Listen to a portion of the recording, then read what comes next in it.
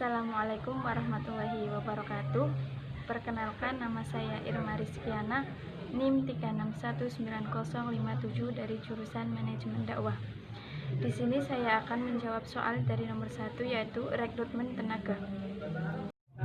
Untuk soal yang pertama, yaitu langkah-langkah apa sajakah yang akan Anda lakukan ketika Anda adalah seorang manajer HRD yang diberikan kewenangan dalam proses rekrutmen tenaga kerja di perusahaan Anda.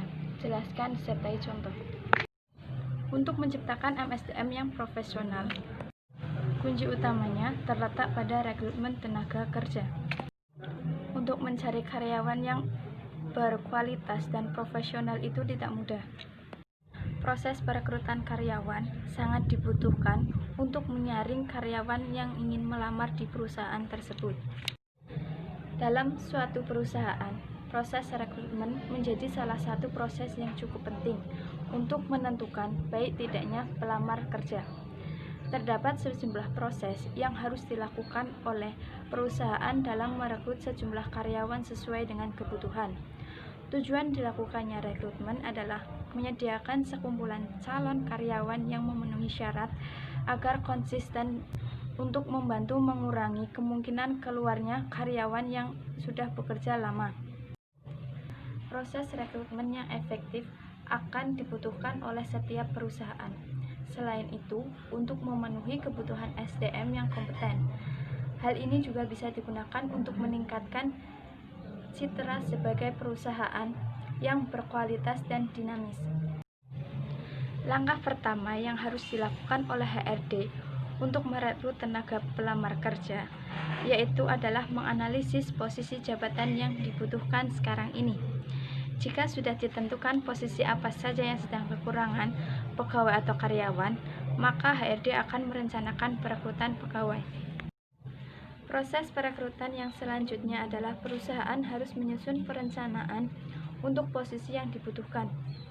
Tuliskan deskripsi pekerjaan, kualifikasi dan pengalaman yang diperlukan, serta menentukan di mana akan memasang iklan lowongan kerja, apakah di media cetak atau online. Selain itu juga jangan lupa untuk menentukan personal dari tim HRD yang akan menjadi penanggung jawab untuk mengerjakan, memonitor proses, memilah pelamar, melakukan interview, hingga pada akhirnya memberikan penawaran kerja. Yang ketiga yaitu memasang iklan lowongan kerja. Tim HRD dapat membuat pengumuman secara internal mengenai lowongan kerja baru untuk mendapatkan SDM yang sudah ada.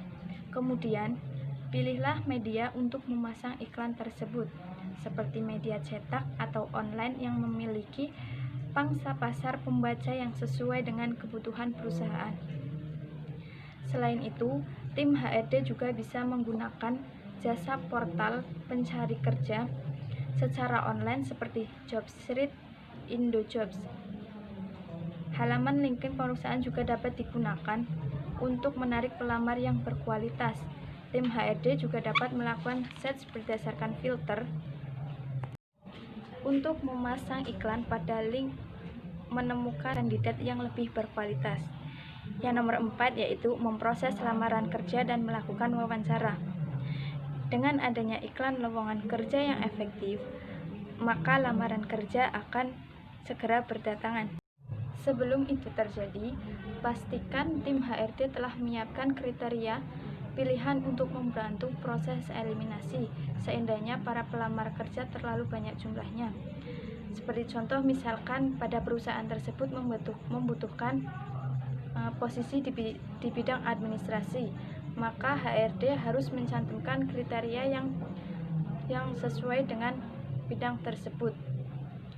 Tim HRD kemudian dapat menghubungi para pelamar jika sudah.